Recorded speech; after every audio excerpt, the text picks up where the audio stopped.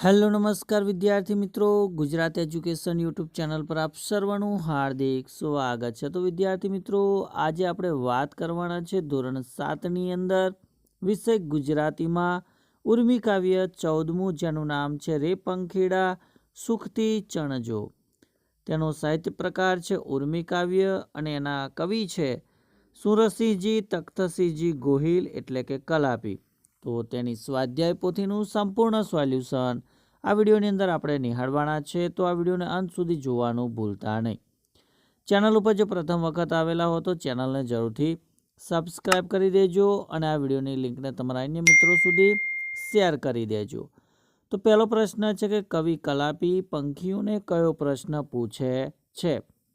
તો ઓપ્શન ક છે કે મને જોઈ તમે કેમ ઉડી જાઓ છો। બીજું છે કે કવિ પોતાની જાતને કોના જેવી નિર્દોષ જણાવે છે? તો એ આવશે અ ગાય જેવા। ત્રીજું છે કે માનવીની કઈ કુટેવની કવિ સખેદ નોંધ લે છે? તો એ આવશે પંખીઓ પર પથ્થર ફેંકવાની। ત્યારબાદ પ્રશ્ન નંબર 2 છે કે આપેલા શબ્દોનો ઉપયોગ કરી ખાલી જગ્યા પૂરો। એમાં પહેલું છે કે ખુલ્લું મારું ખાલી જગ્યા સદા પંખીડા માટે છે, તો એ આવશે ઉપવાન। બીજું છે કે ખાલી જગ્યા છું કે કુદરત તના સામ્યનું એક ત્યાગી, તો અહીંયા આવશે દુઃખી। ત્રીજું છે કે રે રે સત્તા તમ પર ખાલી જગ્યા ભોગવે ક્રૂર આવી, તો અહીંયા આવશે જનો। પ્રશ્ન 3 છે કે વિધાન ખરા છે કે ખોટા તે લખવાના છે। એમાં પહેલું વિધાન કે કવિ પંખીઓને પોતાના મહેલની અટારીએ બોલાવે છે, તો આ વાક્ય ખોટું છે। બીજું, પોતાને જોઈ ઉડી જતા પંખીઓને કવિ રાજી થાય છે, તો એ વિધાન પણ ખોટું છે। ત્રીજું છે કે કવિએ માડીને પણ પંખીઓ તરફ કંઈ પણ ફેંકવાની મનાઈ ફરમાવી છે, તો આ વિધાન સાચું છે। ચોથું છે કે કવિને દુઃખ એ છે કે માનવી ક્રૂર રીતે પક્ષીઓ પર સત્તા ભોગવે છે, તો આ વિધાન સાચું છે। અને કવિએ પથ્થર ફેંક્યો તેથી પંખીઓ ઉડી ગયા, તો આ વિધાન ખોટું છે। ત્યારબાદ નીચેના પ્રશ્નોના ઉત્તર આપણે એક એક વાક્યમાં લખવાના છે, જેમ કે રે રે પંખીડા સુખથી ચણજો કાવ્યના કવિ કોણ છે? તો રે રે પંખીડા સુખથી ચણજો આ કાવ્યના કવિ સુરસિંહજી તખ્તસિંહજી ગોહિલ એટલે કે કલાપી છે। આ ઉર્મી કાવ્યમાં કવિ કલાપી પંખીઓને શું કહે છે? તો આ ઉર્મી કાવ્યમાં કવિ કલાપી પંખીઓને કહે છે કે મને જોઈને તમે ઉડી ન જાઓ, હું પણ ગાય જેવો નિર્દોષ છું, હું તમને હાનિ નહીં પહોંચાડું। ત્રીજો પ્રશ્ન છે કવિ કલાપીએ પોતાને કોની સાથે સરખાવ્યા છે? તો કવિ કલાપીએ પોતાને નિર્દોષ ગાય સાથે સરખાવ્યા છે। ચોથું છે કે પંખીઓને શાની ટેવ છે અને કેમ? તો પંખીઓને માણસથી ડરવાની ટેવ છે, કારણ કે ઘણા મનુષ્યો તેમને હેરાન પણ કરે છે। પાંચમું છે કે આ કાવ્યમાં કવિ કલાપી કઈ સમાનતાની વાત કરે છે? તો કુદરતના બધા સર્જન સરખા છે એવી વાત કવિ કલાપી આ કાવ્યમાં કરે છે। છઠ્ઠું છે કે કવિ કલાપીની જગ્યાએ તમે હો તો શું કરો? તો કવિ કલાપીની જગ્યાએ જો હું હોઉં તો દૂરથી જ પંખીઓને ચણતા જોઈને ખુશ થઈ જાઓ। સાતમો પ્રશ્ન છે કે કવિ કલાપીનું આખું નામ જણાવો। તો કવિ કલાપીનું આખું નામ છે સુરસિંહજી તખ્તસિંહજી ગોહિલ। પ્રશ્ન 5 2-3 વાક્યમાં પ્રશ્નોના ઉત્તર લખવાના। એમાં પહેલો પ્રશ્ન છે કે પંખીઓ આપણને જોઈને શા માટે ઉડી જતા હતા અથવા તો હશે? તો પંખીઓ એકદમ ગભરું હોય છે, માણસથી તેઓ અસલામતી અનુભવતા હોય છે, એટલે માણસને આવતા જોઈને જીવ બચાવવા તેઓ ઉડી જાય છે। બીજું, પંખીઓ માણસો સિવાય બીજા કોણાથી ડરે છે? તો પંખીઓ માણસો સિવાય કૂતરા બિલાડા જેવા પ્રાણીઓ અને અન્ય શિકારી પક્ષીઓથી ડરે છે। આ ઉપરાંત મોટેથી થતા અવાજોથી પણ તેઓ ડરે છે। ત્યારબાદ પ્રશ્ન 3 કે ઉડી જતા પંખીઓને ઉદ્દેશીને કવિ શું કહે છે? તો ઉડી જતા પંખીઓને ઉદ્દેશીને કવિ કહે છે કે પંખીડા સુખથી ચણજો, મધુરા ગીત ગાજો, મારાથી ડરીને આવી રીતે શા માટે ઉડો છો? ચોથું છે કે ઉડી જતા પંખીઓને કયો ભય સતાવતો હશે? તો ઉડી જતા પંખીઓને માણસ તેના પર હુમલો કરશે કે પથ્થર ફેંકશે એવો ભય સતાવતો હશે. ત્યારબાદ 5મો પ્રશ્ન છે કે તમે પશુ પંખીઓ માટે શું શું કરો છો? તો અમે પશુ પંખીઓ માટે ખોરાકની વ્યવસ્થા કરીએ છીએ, પશુ પંખીઓ માટે પાણીની વ્યવસ્થા કરીએ છીએ, તેમના સલામત રહેઠાણની પણ વ્યવસ્થા કરીએ છીએ. છઠ્ઠું છે કે કુદરતે સર્જેલા બધા જીવો સમાન છે, હા કે ના? શા માટે? તો એ વાત સાચી છે, કારણ કે બધા જ જીવો પૃથ્વી ઉપર વસવાટ કરતા એક માતાના સંતાન છે. પૃથ્વી ઉપરના ખોરાક અને પાણી ઉપર તેમનો સમાન અધિકાર છે.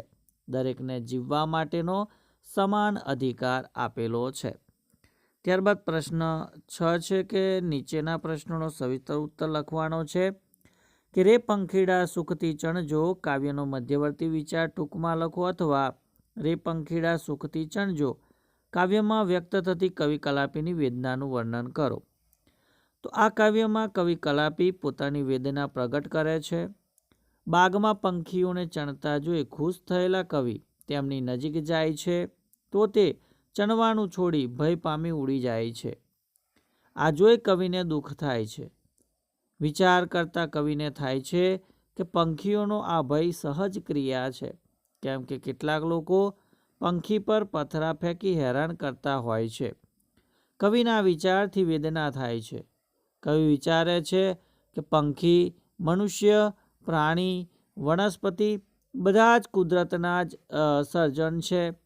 તેથી સૌ સરખા છે, સમાન છે, છતાંય મનુષ્ય આ પામર લાચાર જીવો પર પોતાની સત્તા ચલાવે એ યોગ્ય નથી.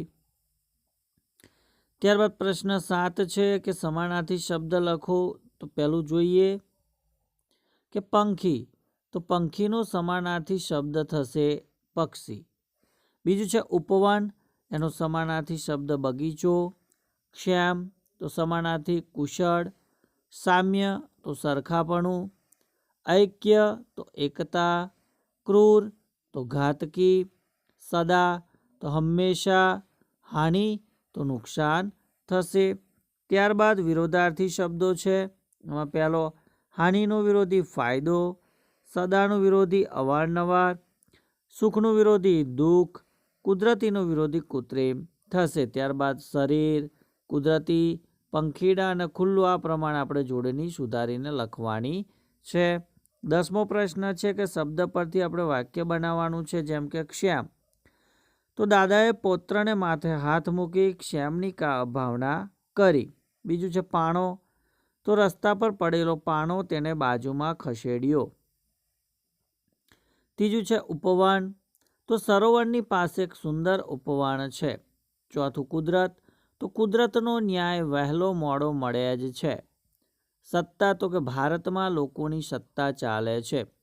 11મો પ્રશ્ન છે કે ભાઈ કાવ્ય પંક્તિ આપણે પૂર્ણ કરવાની છે. તો તમે અહીંયા કાવ્ય પંક્તિ પણ જોઈ શકો છો કે જો ઉડો તો જરૂર ડર છે, ક્રૂર કો હસ્તનો હા, પાનો ફેંકે તમ તરફ રે ખેલે તો જનોનો, દુઃખી છું કે કુદરતના સામ્યનું એક્ય ત્યાગી, રે સત્તા તમ પર જનો ભોગવે કુર આવી. બરાબર. 12મું છે કે જે વાક્યમાં શબ્દ સાચી રીતે વપરાયો હોય તેની સામે ખરું કરવાનું છે અને તે શબ્દનો ઉપયોગ કરી નવું વાક્ય આપણે બનાવવાનું છે. જેમ કે અહીંયા ક્ષેમ, તો સુખ શાંતિ થાય. તો બીજા નંબરનું વાક્ય સાચું છે કે ચબૂતરે પંખીઓ ક્ષેમપૂર્વક બેસે છે અને ચણે છે. વાક્ય છે કે મારા દાદા દાદી એકદમ ક્ષેમ કુશળ છે. અને અંતિમ જે પ્રશ્ન છે કે ભાઈ પાણો, પાણો એટલે કે પથ્થર. એમાં પણ બીજું વાક્ય સાચું છે કે મોટા અને ઊંચા પાણા પર ચડતા હું હાંફી ગયો. વાક્ય છે કે આપણે પંખીઓ ઉપર પાણા ફેંકવા ન જોઈએ. તો વિદ્યાર્થી મિત્રો, ધોરણ 7ની અંદર ગુજરાતી વિષયની અંદર સરસ મજાનું ઉર્મી કાવ્ય કે રે પંખીડા સુખથી ચણજો એના સ્વાધ્યાય પોથીમાંથી દરેક પ્રશ્નોનું સોલ્યુશન આપણે જોઈ ગયા. તો વિડીયો તમને ચોક્કસથી ગમ્યો જ હશે. તો વિડીયોને લાઈક કરી દેજો, શેર કરી દેજો અને ચેનલ ઉપર જો પ્રથમ વખત આવેલા હો તો ચેનલને પણ સબસ્ક્રાઈબ કરી દેજો. કોઈક નવા વિડીયોની અંદર આપણે કોઈક નવા પાઠના સોલ્યુશન સાથે મળીશું. ત્યાં સુધી જય હિન્દ, જય ભારત.